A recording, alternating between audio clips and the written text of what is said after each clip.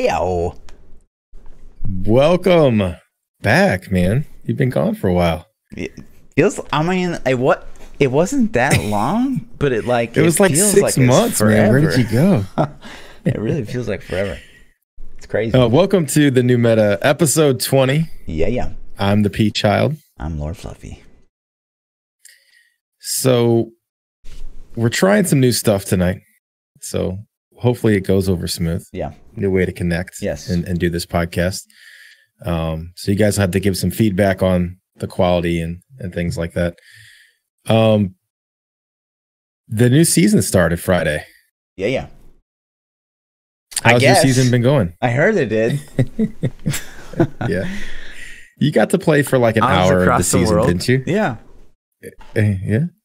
Where did you go? Let's start off by saying, where have you been? People have been asking me where you've been. Like I'm your mother. Like, where's Fluff? Where's Fluff? Yeah. Right. So I motorbiked across Morocco, which was insane. Just absolutely insane. It's the only. So you motorbiked across. You got there and you rented a motorcycle. Yep. And then you just hopped on that bitch and started riding. Yeah, it's funny too because day one, I realized Google Maps doesn't work in Morocco, which is interesting. It's like one of like 3 fucking countries that like just doesn't work. So like it doesn't work because there's no cell phone service, or they just refuse to. Like it does, like, so you know how like you open up Google Maps and like you put in a destination, and like it would do that. Like it would put in a destination and it would give you like a list of like things that it thought like it didn't really know. It'd always be like turn left, you know, like there's no street and stuff like that. But it wouldn't like navigate you on the course. Like it wouldn't, like you wouldn't give you direction. Yeah, I see what you're saying. Yeah. So like it would kind of tell you where to go, but it was. Could you try Apple Maps? I hear it's so good. Yeah, Apple Maps. Really, really good. No, I didn't. MapQuest I tried, didn't work. Nothing worked. Nothing. So it was you had to get paper map out? Old school, yeah. I had the old school. That's awesome, man. That sounds actually like a lot of fun. Yeah, and then I was able to get my hands on a GPS like after a couple days, so it was pretty bad. Did you get lost? I'm not going to spend the whole podcast on your adventures, but I'm curious. I mean, tell me something. Hit the keynotes for me. So yeah, the craziest part, you think of Morocco as like this really tourist country, and like a lot of people in Europe like go down to Morocco because it's real cheap, and you know Marrakesh and Fez and Casablanca are like really big tourist cities, very like first world, very populous. You know, technology is great, but you get out of those cities and it's like 50 years back in time, like maybe even more. Like everyone is using a donkey to get around, and like it's crazy. It's like going into an Indiana Jones film, like across that's nuts the whole country. And so in the Sahara, they had like the most water that they've ever had in like one day, like rain showers. And so like everything was flooded, like because there's like the towns aren't built for like irrigation because they just don't see that much water. So like I had to like cross rivers, and like the streets were just water. So like I had no idea like what was in front of me, basically. Like there could have been a giant pothole, which was terrifying. But it was insane. It was absolutely insane. That's cool, man. Yeah. Well, I'm glad you had a fun time. Yeah. You missed the start of the season. I did. And that 4-day layover we had was so big. It was so awesome. That's crazy, man. That's so crazy. I was kind of disappointed that the layover was so low, but once the season started Friday, I guess it's like every other season, man. I'm having a blast. Like I don't know what it is about the start of the season. I guess it's the power creep and that progress that you make every single day that you log in. You just feel so much more powerful than you did, at the start of the session. I don't know how long it's going to last. I don't know, if I'm going to stay into it for a super long period of time, but it was definitely fun. Like, I'm having a great time so far. I decided to focus on Barbarian this season because I can do rat runs with the Z-Barb. I can do ladder push with the Hoda build, and I can try to make Whirlwind viable for T13 somehow. Yeah. We'll see if I can stay on one character. That's sure. I don't know that I've decided on anything so far. So I have a DH that I made right before the stream. An effort. I might do a lot more bounty giveaways and stuff like that. I don't know. Yeah. I was kind of thinking like, I was on a trip that maybe might do like hardcore necro, but like non-meta push. So like poison scythe or something. Who knows? So you're on the trip thinking about necro? I mean, I thought a little bit. Yeah. Of course. I'm like, what am I gonna do season 15? Because I don't want to do the same thing. Like I can't just do another season where I'm like doing route runs, pushing necro, pestilence, and just doing the same thing. So I'm just trying to think of different ways of playing the game. Yeah. Yeah, it's been interesting. I've had a great time. So that's kind of the same. It's the same thing every season for the last 3 or 4 seasons. The start's been the same thing. What we didn't get to talk about since you were gone last week is we did get the announcement of the double bounty cash for this. That's the season theme. It's no big surprise. This is something that I was guessing prior to the announcement. I'm sure you probably did too. I'm sure everybody did. It's just one of the things they already had built in the game. So it's like, oh, let's throw this switch on. Let's throw this modifier on. Right. I saw a tweet that it wasn't working or something. I was having like intermittent on issues. PlayStation and Xbox. Maybe it worked on PC, but I don't think PlayStation was working. So, gotcha. But yeah, they got that fixed. I think it's working now. And I mean, what are your thoughts on that? I mean, like a lot of people are disappointed that we're just getting another season of like no changes and stuff, which I get. But if they were going to just like be lazy and double something, I think this was absolutely the best thing they could have done. So yeah, I guess we'll see. I mean, I feel like 3 months from now, season 16 rolls around. And there's like nothing. Like we're literally gonna get nothing for a very long time, which is sad. But we're also gonna get BlizzCon this season, so hopefully we'll know what's up. Yeah, and they're dropping Switch the day of BlizzCon, the second. So we'll see if that gets us anything either. I would be surprised. I don't know. I have a feeling they're going to drop expansion news for D3 during BlizzCon. That's what I think the big announcement's going to be for us. So, because I don't know, it makes a lot of sense, and we've been down that road too. Sure. So are you 50-50 still on Diablo 4 announcement? Or I think we're going to get a Diablo 4 announcement, but it's just going to be that. It's only going to be Diablo 4 is in the works. We're making it. That's as far as I think it's going to go. Yeah. I don't think it's going to be any details, any classes, any gameplay, no cinematic. I think it's just going to be like a D and a 4 symbol or something very generic like that. And they'll probably do that after the Switch. So they'll like, hype the Switch release. It's out right now. Go buy it. Right. And then they'll say, and then in 4 months or whatever, we're going to have, what insert name of new title of new expansion. The fluff. Yeah. Yeah. So, and then it'll be like, and then 2020 D4. Yeah. So, I mean, that'd be pretty juicy though. Like, so that'd be fine. I'd be okay a little with disappointed, but that would be like best case scenario, I think. Yeah, this is my best case scenario in my mind. I'm working through like, what could we possibly have? That would be best case. There was also, while you were gone, the Netflix leak. I don't know. I know you just got back in the country today. So did you get to hear anything about this or even know about this?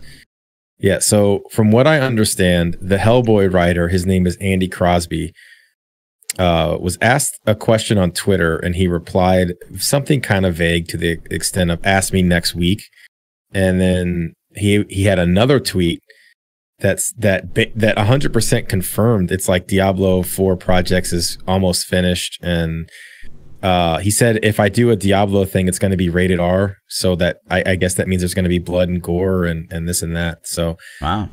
But then he later deleted those tweets, so they're gone now. So it like, everybody's like, confirm Netflix, and it's like, well, maybe it wasn't inked and this dude just screwed up. It's either A, he leaked news he wasn't supposed to, or B, it's not confirmed, and he was like, oh shit. I can't see. I mean, maybe you would disagree, but I could not see Blizzard doing a rated R Diablo Netflix series. Like that's, I thought the same thing, and I even said the same thing in my chat the other night. And then chat was quick to point out they did a Castlevania that had blood and guts. That's not Blizzard. No, but it's Konami. It's like a video game company that's not into. Blizzard's all about every demographic, man. There's no way that they would. I don't know. Rated R. I don't know. I would be blown away. I'm in the same boat. I don't expect it to be. I kind of hope it is, but at the same time, Diablo is by far the darkest IP they have. Sure. You know, so maybe I don't know. Yeah, you know, speaking of rated R, just a real quick tangent. One of the first pieces of news I got when I got back was like Venom's going to be PG-13 instead of rated R. That's interesting. What do you feel about that? So, I mean, okay, so to get the rated R title, that means it just has excessive profanity and blood and guts, right? And Violence, and the nudity makes it the 17, right? The R17. Is that the way the ratings work? I don't know exactly. Like, I'm okay with nudity not being in movies. If it's there, I don't care. And if it's not there, I'm fine. Right. You know, like, I don't care.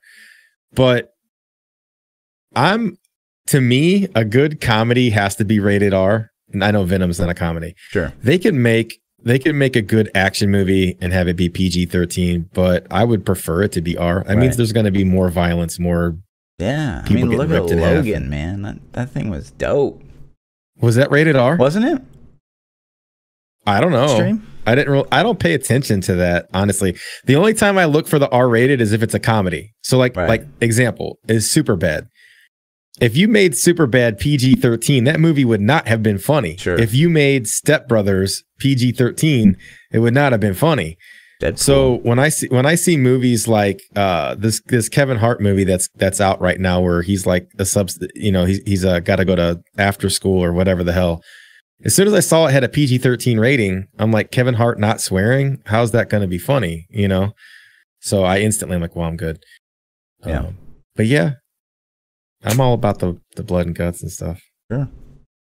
Yeah, I saw that. Is an example. I'm a little scared for that movie now, so we'll see. Yeah, I don't know. We'll see. I'm scared anyways, just because it's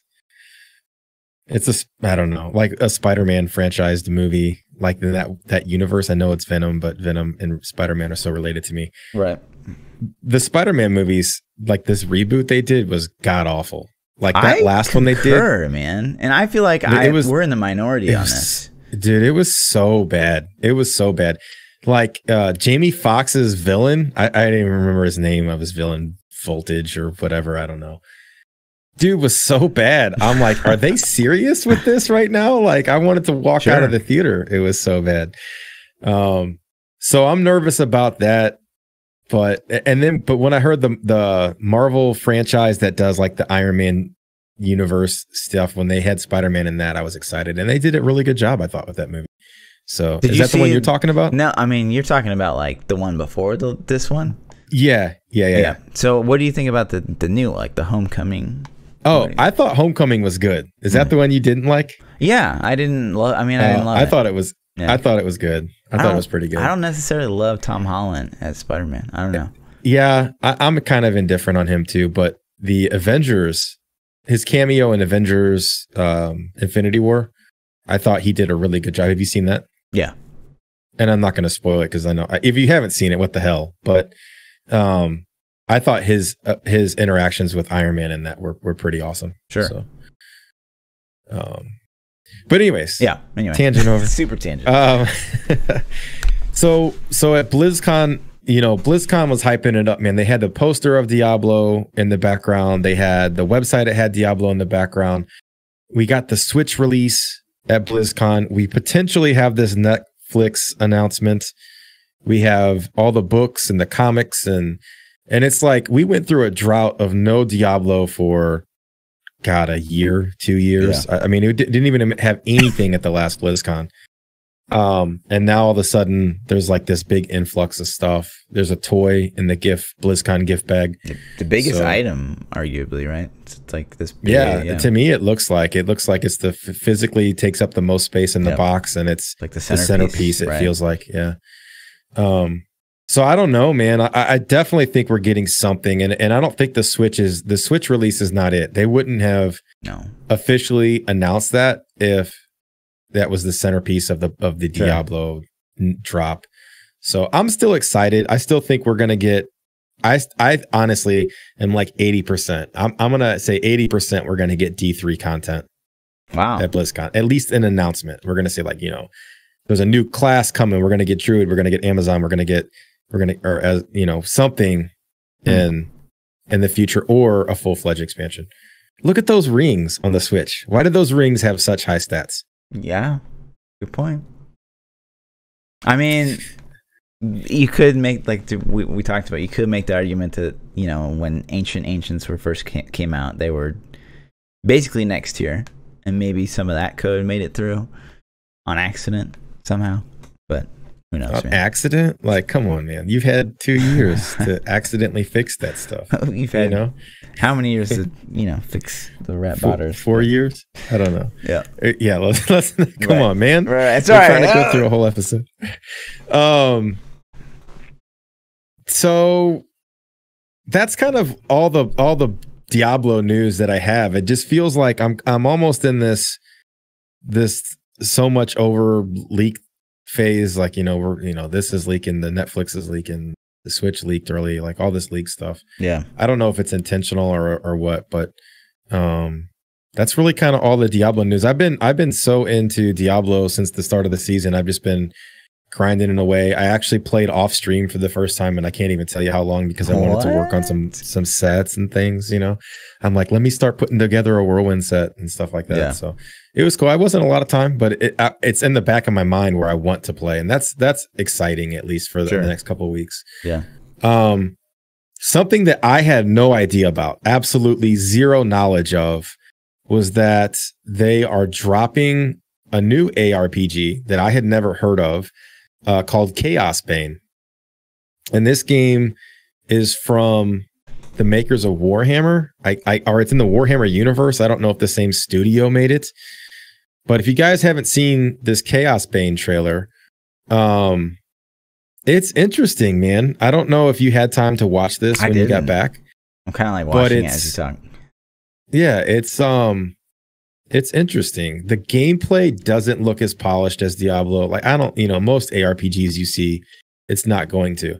It does have some things that look very nice about it. Like, it does look like it has some polishing on the scenery and the assets and things like that. Movement looked a little clunky, and it looked a little slow for combat, but so did Diablo when we first saw it. Sure. I think speed comes with power creep in the games. I think speed is part of that power creep that gets added in, but it really didn't. You can see on this gameplay. No, not much, but I mean, there is a little bit of gameplay here. Sure. It's a isometric top-down ARPG like we're used to playing. So, interesting. It's got my attention. Sure, it's got my attention. I don't know anything about the Warhammer universe. I never played any of the Warhammer games. I know they had an MMO for a while, I think, and I don't know what else they've had. But yeah, I'm interested. I'm going to keep my eyes on it. Sure. So this, I mean, just first impressions, because I haven't seen this video before now. Yeah. I mean, these look pretty bad. I mean, I wonder how far out we are on this. Yeah, look, pause that screen real quick. What is it coming to? It looked like it was coming to Xbox, PC, PlayStation. I didn't see that. They had all the little symbols down there. Xbox One. We got Steam. It's on Steam. PS4. So okay, I don't know what Big Ben and those other things are. Those other game software distribution channels like Steam, maybe. I guess. Yeah, man, it definitely didn't look like, oh my god, it's a Diablo killer by any means, but it's an ARPG. It's a modern ARPG, and it's in development. So who knows what we could get out of this? You know what I mean? Could be interesting. I wouldn't mind, I would love to see more gameplay, but this is something I'm going to keep my eyes on. Yeah. At the end of that, did it have any kind of release date or anything? No. Maybe an article. So yeah, that's something that I'm interested in. Sometime I should have done a little more 2019. research on that. Yeah, so next year. So another gap filler until we get T3 content or T4. But I think that I can't stand is like some of these ARPGs they're on the horizon. Like it seems like last Epoch, Wolfson, now this game. There was actually some.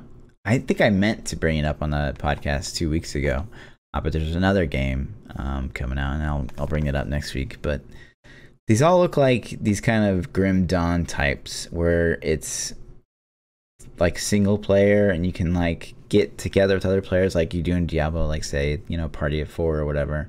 Yeah. But there's no like end game competition. Yeah, so you're basically saying it's like vanilla Diablo, where it's like play the campaign together with friends. Yeah. Yeah. Yeah, we don't know enough about this one to know that. I don't know. And we'll see. I mean, is it Wolken? Is that the other one? Yeah, Wolfson, I think. Or Wilson? Yeah. I can never remember the name of that one. Sure. Now that one's been in development for a while. That game looks polished, but it plays terribly. Whereas last Epoch, I think, plays a little bit better, and the devs are a bit more like intuitive with the community, but it doesn't look very good. That's like I kind of wish last Epoch and Wilson would have like a baby. Yeah, get together. Right. I just wish they had port Lost Ark and put that out. That game looks so phenomenal, man. It looks so phenomenal. It looks like the ARPG we all want, you know. So no doubt.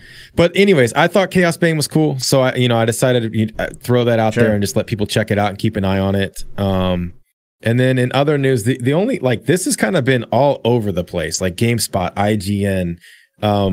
I think Riker had a video. Everybody that has any kind of gaming news is talking about the loot box thing, and it started, back when EA pissed everybody off with the Star Wars Battlefront, and it's been a topic we've talked about before in the past, but it made news again because Washington State decided that they were going to join the 15 European unions that are declaring that are concerned with loot boxes and how they may potentially be blurring the lines with gambling and introducing kids into gambling, and there's all kinds of articles on it, but when IGN had it front and center yesterday on their site, and so that's what kind of caught my eye.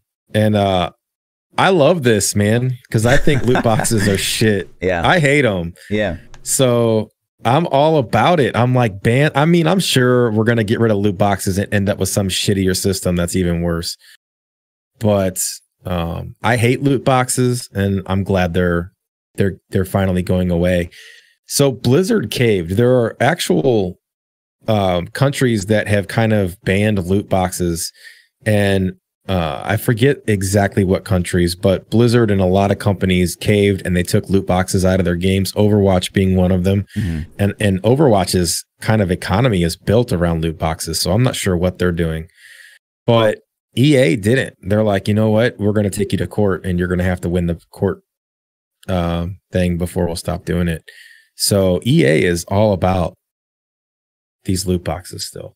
Wow. I mean, that's crazy. I can remember like when loot boxes first were a thing, and I'll just use like Call of Duty, Halo 5. I do remember like it was kind of exciting at first.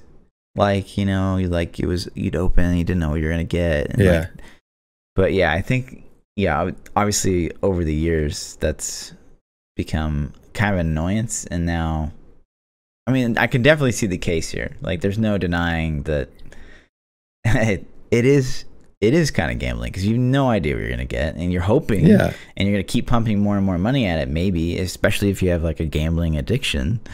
And that's the thing, is they're saying there's no way to regulate people with gambling addictions to stop them from destroying their lives. Like casinos and other gambling websites and things are supposed to have fail safes in place and policies and procedures to prevent people with gambling addictions and identify them and stop them.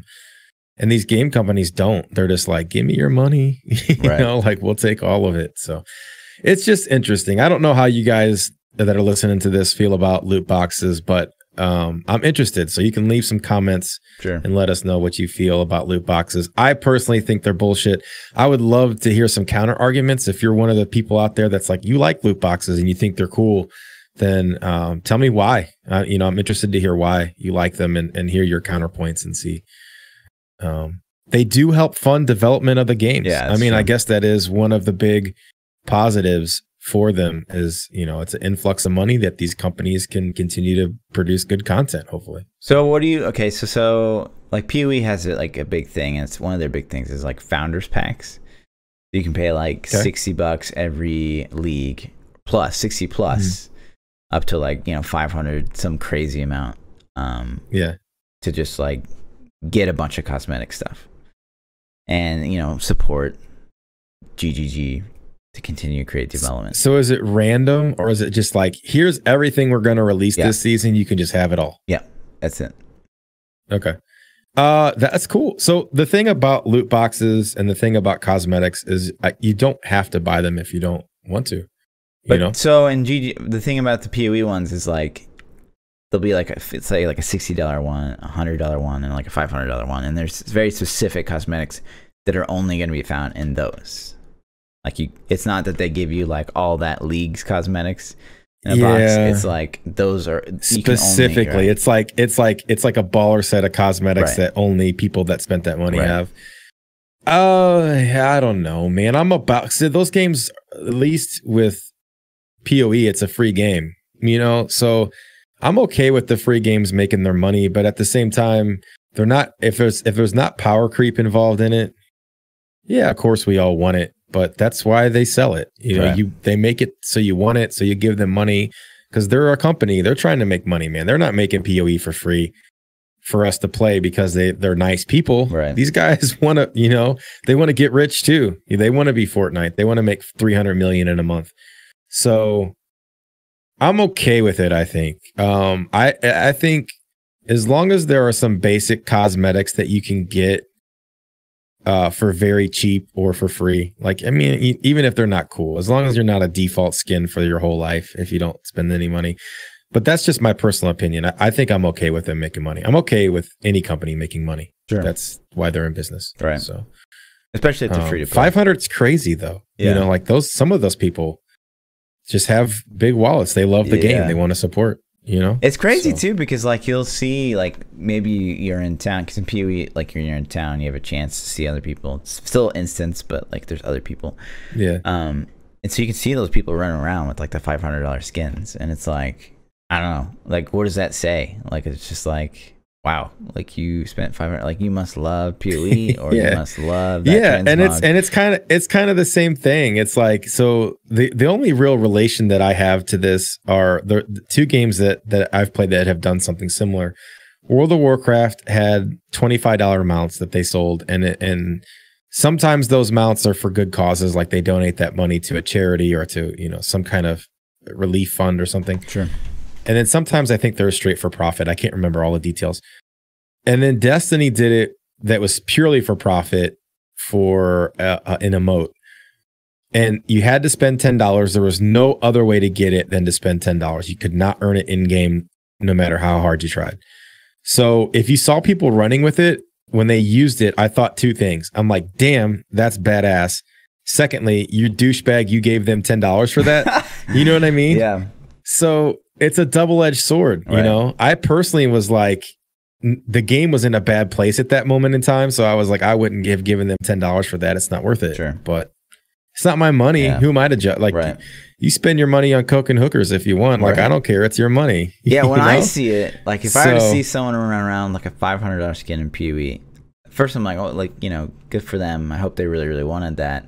But at the same time, I'm always like, could they really afford that? Like I'm a little, I always get just like a little concerned. I'm like, don't you have $500 you could have spent on something else? I hope that's not like some guy that like wastes his rent and like maybe he's in credit card debt now. You can't worry about that though, man. But yeah, you hope his kids are fed that night and they have, you know, electricity. Sorry, daddy's got to get the skin. So, and we all know that guy, you know, I can't tell the story, man. It's too personal because they're like, I know people that have done some very irresponsible things in the last month, to the point of, I'll just put it this way: they were out partying and their electricity got shut off at home. Wow. You know what I'm saying? Yeah. But they're posting Snapchats of them drinking at the club. Nice. You know, it's like, the fuck are you doing? Nice. So I don't know, man. I don't know. But to go back to kind of new ARPGs, I actually favorited it. I just realized that I did. So it's this game called Torchlight Frontiers. It's like another Torchlight game. Okay. But it's called Torchlight Frontiers. It looks very, very cartoony, but it does look pretty polished. Yeah. So look how far. zoomed out the camera is. That's so much more than a lot of other action RPGs. And they seem to be kind of taking, like, there's dynamic maps to it. It seems like this is a little bit too cartoony for me, but I mean, it looks good. It looks good. There's a lot of like things that maybe I'll touch on next week about it because I don't remember them. But this was the game I was talking about. That does look very cartoonish, but it could be fun. I think gameplay. I think great gameplay will completely override the graphical style that they choose to make it in. So if it's got amazing, like an example of that is Fortnite. Fortnite's a cartoonish game, and the gameplay is pretty polished, so people love it. And I think it goes the same way with the ARPG. So that could be super fun, you know? Yeah, it looks like even in this game, that red circle thing that we like have talked about like time and time again, it looks like, they're doing that. Like you can't stand the red and stuff like that. Don't stand the circles. Which is a good thing. I think games need that to attract new players. Switching gears from the loot box thing. There's a couple other games that are coming out. Red Dead Online has been announced, which is Red Dead Redemption is coming out on October 26th, I think. It's October sometime, and that's like Grand Theft Auto 5 meets Cowboys. And to me, that's gonna be I'm so interested in it. I don't know if it's gonna be good. It looks good. Did you say it's like a sequel? GTA 5. It's like this is Red Dead Redemption 2. Okay. I think so. I think it's the sequel. There definitely was another one. I don't know if it's a prequel or a sequel, or I don't know how the timeline works out. I didn't play the first one very much, but I played a lot of GTA 5 for the last couple of years. And imagining that with just cowboys seems like a lot of fun. So I'm excited for that. I think that could be a really cool game to check out. I didn't know the release date was the October 26th, so that got pushed up from what I remember. Pushed up. Wow.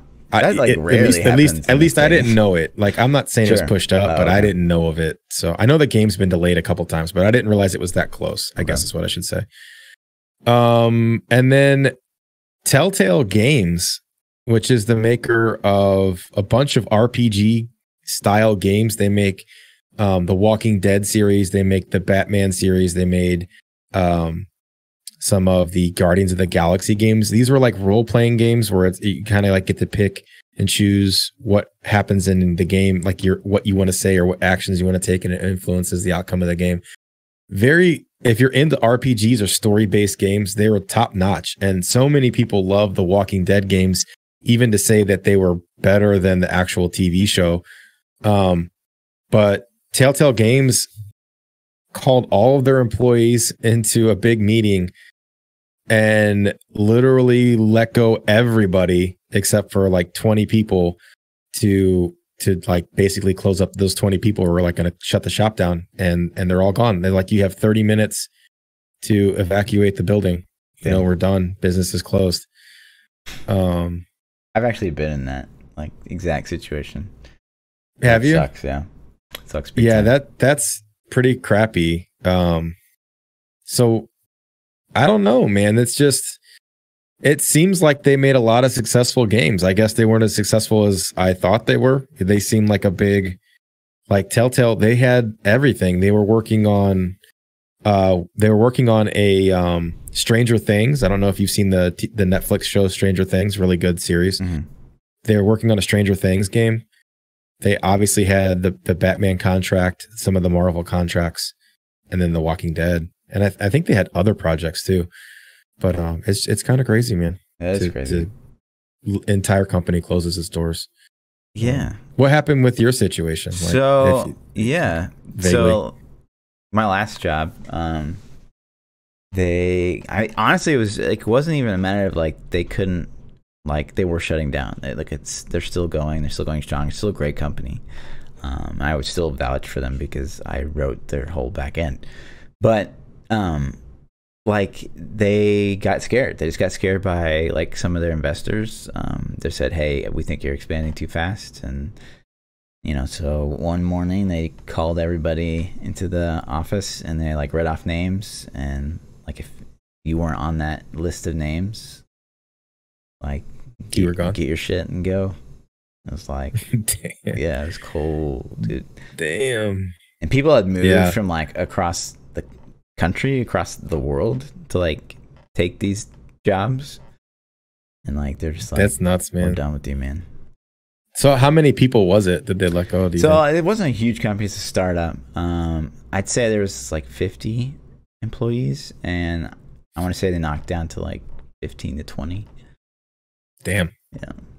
Yeah, that's crazy, man. It's unfortunate for those people that it happened to.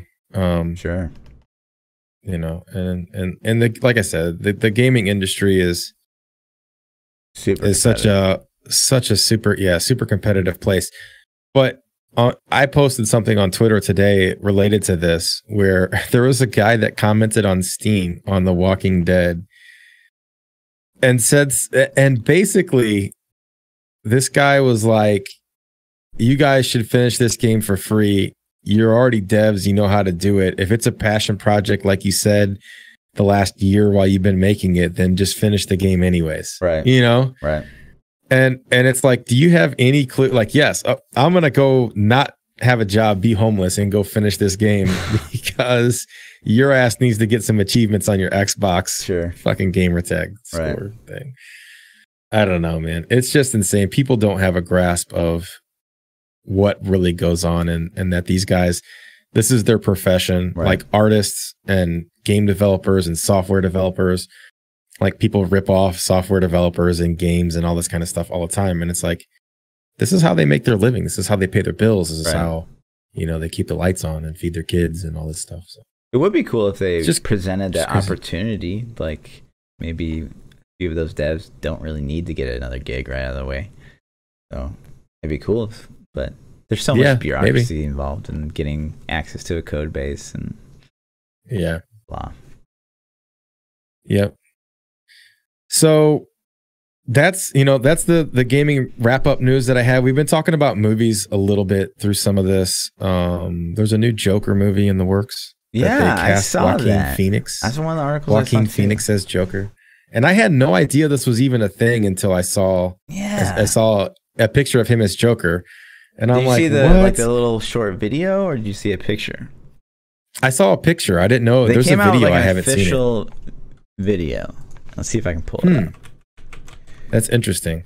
And so it looks like they're doing I'm a kind of a comic book nerd a little bit. Like, I'm not hardcore. People start asking questions. I usually don't know the answers to it, but I've read several. And it looks like they're going to loosely base this off the Killing Joke book series. And if you're familiar with Batman and it's kind of like the origin story, the most official origin story of Joker. So it should be really cool. I love Joaquin Phoenix. I think he's really cool. I am excited to see what he can do with it, man. Yeah. So they play this like little short I'm playing right now. And I don't know, I'll wait till at the end. It is a little creepy. You can see him transforming into Joker. Joaquin Phoenix is good. There's no question about that. But then he's got like actual clown makeup on at the end. Yeah. It still looks like menacing, but I don't know. I saw a lot of like very Jokerish, right? I saw a lot of the concept art out there for like Joaquin Phoenix as the Joker, and that looked a lot better than this.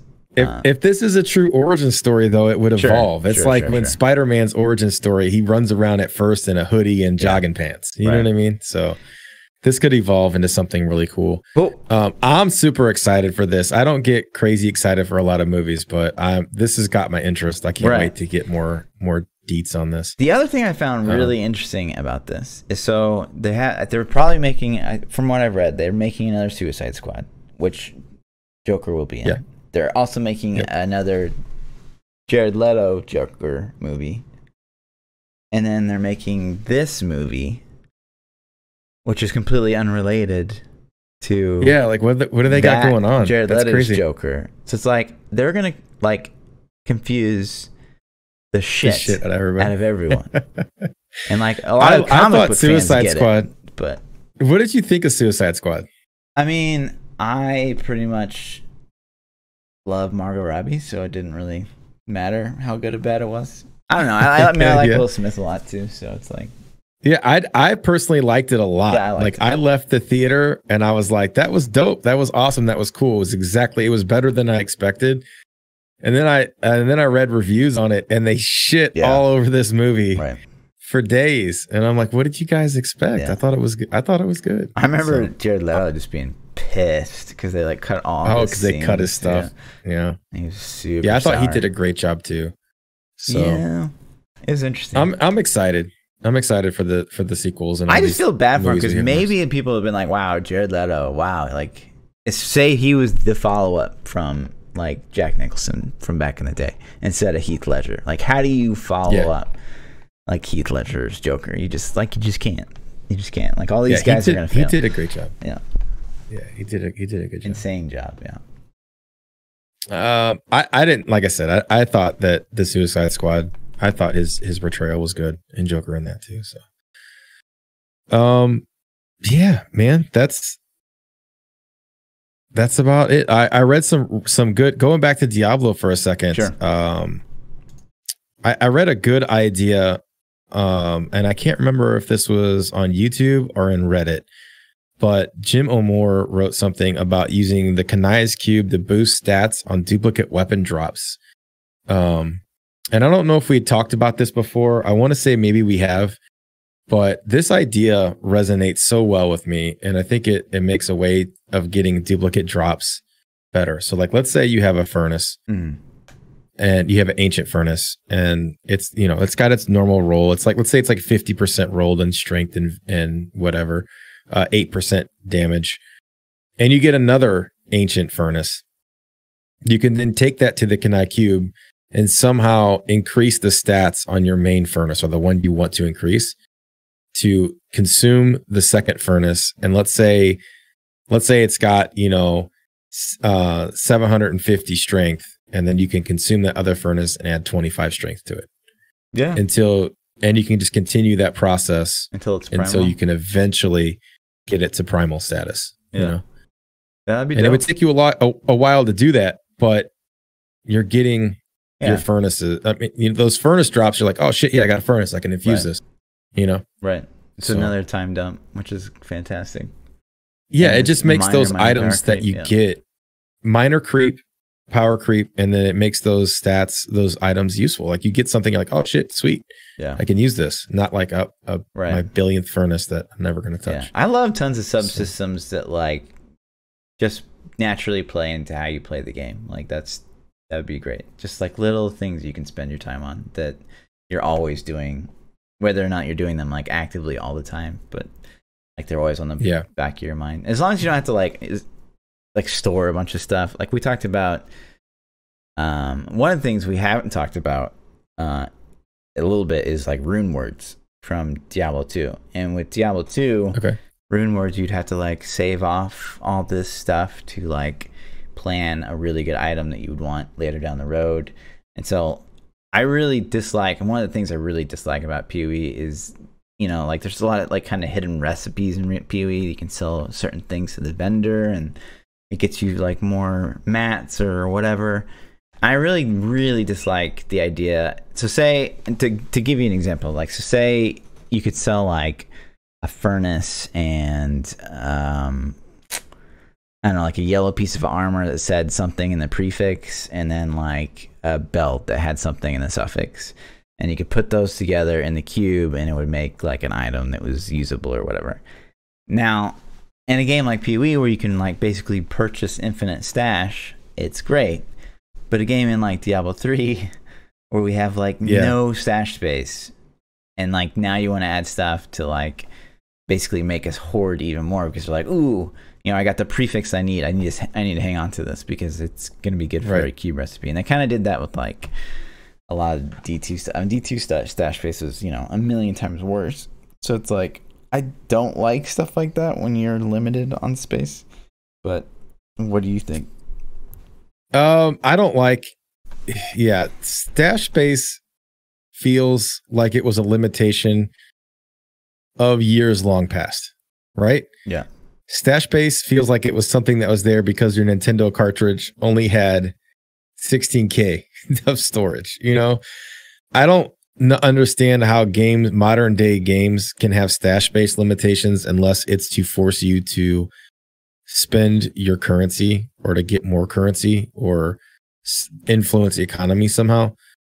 And I don't understand how Diablo's stash space is so limited. I don't think it hurts the game in any way to give us more. So the systems that would require you to save things like that, there needs to be different stash for it. There needs to be a way to infinitely store those things. Right. Like maybe you break them, if you could break them down into currencies that just go on your bag tab. But yeah, I don't know, man. I'm not really a fan. Making items is cool. I think it's more fun personally to find items and to craft items. I don't really enjoy going out grinding for an item to then take that item back and then have to make something with it. I think, I'm not saying that's bad. Right. It can be fun. But if you were to ask me, hey, you can either go kill this boss and get the item, or you can kill this boss and get his horn and then take his horn to a blacksmith and make the item. I'm like, let me get the drop off the boss. It seems cooler. Right. I'm all for like, say we kept something like one thing or something like you could build up over the course of the season and eventually becomes like something you would really, really want to wear. I'm down with like maybe having this backup set that you're boosting up or something like that. Like, but when it gets to the point where you're like, it's like a recipe where you have to have like 4 or 5 different things and like you're keeping track of all these subsystems while you're playing the game and like you have no stash space, especially if you want to play multiple characters. Right. That's when it becomes like, ugh, that's gross. That's just bad design. Yeah, I think if they introduce something like rune words in Diablo 4, they need to make sure that they accommodate the storage. They think about the collecting aspect of things like that. And not only that, letting players know what they need to make it. Like nothing else is more frustrating than like, all right, I'm trying to make this thing. What do I need to make this thing? Sure. I can't figure it out in game. Let me pull up this website. Like, I don't want to have to go to a website for everything in the game. Like, let me get information in the game for your game. Pee-wee's really bad about that. Really bad about that. Yeah. And so that's another thing that I'm not it's like if I hover, like I want to see what I can make with this thing. If I hover it, or I want to see the things I can make and what I have of that and what I don't have, and tell me where to get them. Like it's okay to tell somebody, oh, you need to kill X guy. If you don't know where X guy is, then you can Google that or look that up. Sure. Or maybe have them on a map. I don't know. I hate it seems like more and more, and it's because the game systems are becoming so evolved that maybe they don't have the time or resources to do this. But I hate how much you have to use external sources for in-game knowledge. Like it lets your game knowledge come from the game, not from, you know. The moment you have to be taken away from like the actual, like that, it's almost like an immersion thing. It's not like I don't care about immersion, but that second where I'm playing a game and I have to alt tab and like look at a website, like I think like immediately that's just bad design. Yeah.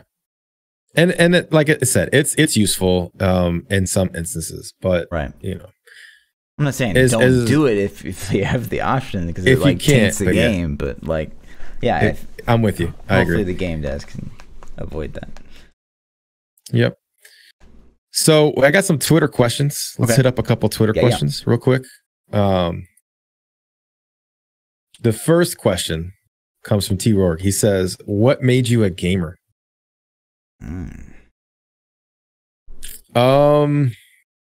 They were fun. I don't know. Like, God, I've had games in my life since as long as I can remember. I have older brothers, and they had Ataris when I was growing up. Like, I was super, super little, and we had an Atari. So I remember playing Space Invaders and Pitfall and Pac-Man and those things on the Atari. I was so little. I was probably 4 years old or less, you know? Sure.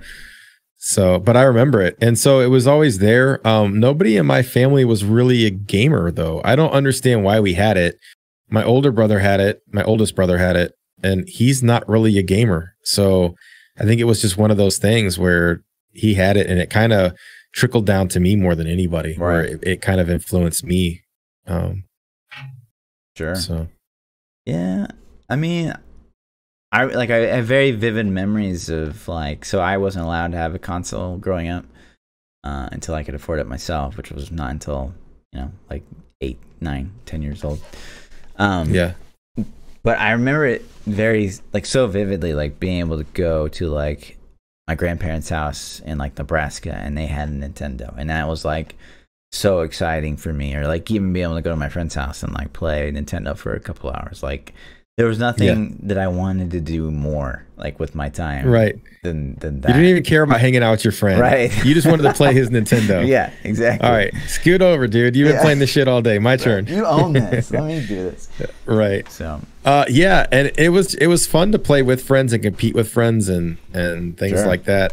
One of the earliest friend gaming memories I can remember was I was probably in 4th or 5th grade, and one of my friends got a Super Nintendo for Christmas. And my family was kind of poor. We couldn't afford it, or, I didn't get one. And good God, I remember on Christmas Day calling him on the phone. He's like, I got a Super Nintendo. I got Super Mario World. No. And I'm like, oh shit. And I begged my mom so much to take me over to his house and let me go stay the night with him. And she's like, you don't want to hang out with your family on Christmas? And I'm like, are you kidding me? My friend's got a Super Nintendo, man. And she did that whole guilt trip thing to me. And I still was like, nope, I want to play the Nintendo. And so I went over there and played SNES all night. And it was forever. Like I still to this day remember that weekend of playing Super Mario World and discovering the cape and flying and the fire flower and spinning on bricks and shit. Like, the red means there's a secret? What? Yeah, it was crazy. It was those P blocks or whatever they call them you used to jump on. Exclamation blocks. Yep. So much fun. So that's kind of how I got started into it. And then it was just always fun for me. And I was decently good at every game I played. I was always one of the better people in my group of friends. Yeah. So it was fun kicking their ass my whole life. So. Yeah, I can relate to that as well. Yep. My brothers wouldn't play with me because I would just dominate them so hard that they, it would instantly not be fun. I remember playing Street Fighter and like intentionally losing to my brother so he would continue to play with me, but I couldn't tell him or let him know that I was doing this. And so one day I was doing like 50-50 and I let him win a couple extra, and then he started talking shit and I'm like, dude, I'm totally playing with you, man. And he's like, no, you're not. No, you're not. And then I just continued to dominate him flawlessly for like 30 minutes. And I'm like, and after that, it was done. He never played with me ever again. Like that was my older brother. He was done. He was like, I'm done. I'm not playing games anymore. Yeah. So I think I ruined his gaming career. I ended it right there. Yeah. So is your brother older or younger? He's older. So he was always like growing up, like he was the sports son, and I kind of was forced to play the sports that he played, but I never won. Like I was decent. Like I'm good at baseball, but like I didn't want anything to do with baseball. Yeah. So like games were my thing for sure. But obviously my parents, they think it's a total waste of time. Even though you're like, look, Ma, I'm rich from Diablo. I remember I had my dad help me with my taxes in like 2006, and that year from Halo, I'd pulled home more than both of my parents. And my dad was helping me with my taxes, and he's like, "You did this playing video games?" I was like, Yeah. He's like, imagine what you could do if you actually didn't waste your time. I was like, cool, dude. That's what he said. Yeah. I just wanted to be like, dick. Dude, I made more than you, fucking asshole. I would have for sure. Yeah. I wouldn't have held back, man. Punches would have been thrown. Yeah. CT says, so we lost Amazon and Druid going from D2 to D3. If we lose more characters going from D3 to D4, what characters would you want to lose and which ones would you have to keep? I already know what you're going to say to keep. Yeah. You're saying keep Necro. Yeah. And I'm going to assume you're going to say keep Barb too, because Barb is a staple. Of course. Barb's staple. I would lose Witch Doctor. It's obviously like wannabe Necro anyways. Right. And I would have to say Monk. And I know that's going to piss people off because people love Monk. But I think Monk is the least how do I say this? It's the least interesting character. It's a monk. It's not like some space wizard. It's not some elemental dragon or some undead controlling creature. It's just it's a monk. He lives in a temple. He can do kung fu. We have to cut 2 here? Is that what you're saying? I'm going to say cut 2. Yeah, okay. Let's cut 2. Witch Doctor and Monk for me. Witch Doctor, Crusader, without question. Crusader, Crusader? Like, you're just a wannabe Barb. Like, but if you give Barb's ability to use a shield, and you've got a Crusader. Yeah, Crusader's nothing special. Chat's pissed off at what I said, so I'm going to throw this out there. I'm explaining this. I'm not saying that monks aren't fun now or they're not useful now. They are both of those things. They are fun to play, they're powerful, and they are useful. I'm saying stepping away from Diablo 3. Sure. Get rid of that thought process for a second. Yeah. Look at conceptually the interesting things you can do. Okay, so a wizard has magic. Like they can control elements, and that's top 3. That's probably cool. You got to keep that. Yeah. Barbarian is like, it's just your brute force warrior. Sure. Got to have some kind of warrior class. I'm game. Necro is amazing. You can control dead things. Yeah. And Crusader is like your holy do-gooder. Like that's, I honestly, Crusader is close in the chopping block with Monk for me too. I think Monk is just the backstory isn't as polished as the other classes or as interesting. So Witch Doctor and Monk, and that's why I picked those. Sure. I'm with chat. So, let's have a mutiny and burn ThaPChild. Yeah, I'd definitely say Crusader. Crusader really doesn't have. I think it's just kind of like an afterthought. They wanted to have Paladin and didn't want to add more to just the Barb, so they came out with Crusader. So it's like, Crusader's nothing Crusader's ever had has really been that exciting in my eyes. But we both agree on Witch Doctor, or is your second one Witch Doctor? Yeah, I think Witch Doctor, they have summoning skills, but nothing feels as satisfying as what the Necro has to offer. And do you think they were trying to replace Necro and it failed, so that's why we have Necro? Yeah, I mean, and then if they're gonna well, how can we possibly make money in Diablo 3 again? And like the Necro, this sheer nostalgia of Necro, and it might even be smart to maybe not launch Diablo 4 with the Necro and have Necro come out later. I don't think they would repeat themselves again, but I think Necro is the most appealing class to me in any game I play, not just Diablo. Anytime I play a game, if there are choices and Necro is one of them, I'm gonna gravitate towards that quite a bit. I'm gonna say, ooh, that looks really cool. Right. What creatures can I summon? Are they badass? You know? I would lean towards if I had a choice between a Death Knight and a Necro, I would probably go Death Knight. But I'm with Necro's definitely up there. I used to be heavily mage caster style player. Lately I've gravitated a lot more towards melee, like big warrior type classes. I think they're fun. It's fun to just get in there and smash things. Right. So yeah, I definitely like melee. Logan says you have to choose a portal that takes you 500 years into the future or 500 years into the past. You can't return. Which one do you pick?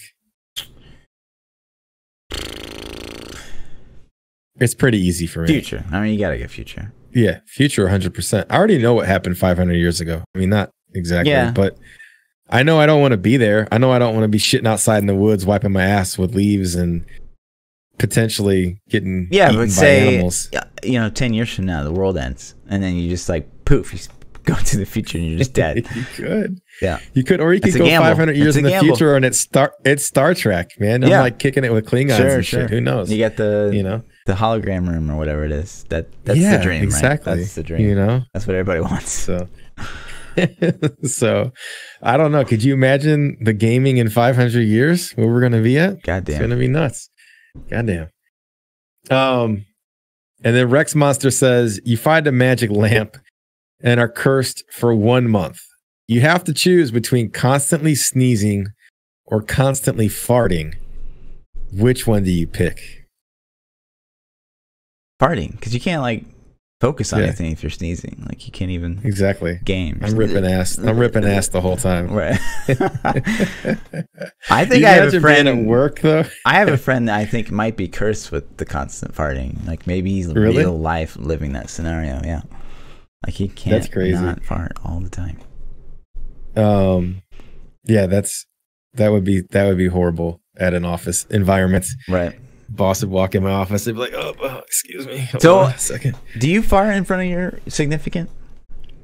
Yeah, man. We've been together for 16, 17 years. Sure. Like, do you? I try not to. Really? Yeah. I got a funny story about this. All right. So this is like the second date with my now wife. Okay. Sure. This is a long time ago. I go over to her place. She invites me over. I'm over at her place, right? Mm-hmm. Thinking I'm gonna Netflix and chill. You know what I mean? So what was it back then? Blockbuster and chill? Yeah, Blockbuster and chill. It was a real thing. And so we're laying on the couch and we're watching the movie. We went out and ate dinner, and we go back to her place and we're laying on her couch, kind of cuddled up, watching the movie, and it's about to be good night. And whatever I ate didn't sit well with my stomach. So I had to fart really bad, really, really bad. And I'm like, I can't let it loose here. This shit would be like horrible. So I'm like, where's your bathroom? Let me use your bathroom. And she's like, okay, it's down. She follows me and shows me where the bathroom's at. So I go in the bathroom and I turn the sink water on full blast and I flush the toilet at the same time. So just in case it's loud, she didn't hear it, right? Nice. So I ripped it, right? I covered my bases, man. I was thinking this out. And I'm like, cool, I ripped it, use the bathroom, wash my hands, open the door to walk out to go back to the living room where we were chilling at. And as soon as I start to walk down the hallway, she's like, oh, I got to go too. Yeah, that's the worst. And I'm like, no, you can't go. And she walks in the bathroom. And I'm like the whole time I'm thinking, like, how do I stop her? How do I stop her from going in there? Like, do I just tell her? Do I like, hey, don't go in there? But I panicked and I didn't say anything. And she walks in and she goes, oh my God, did you rip it in here?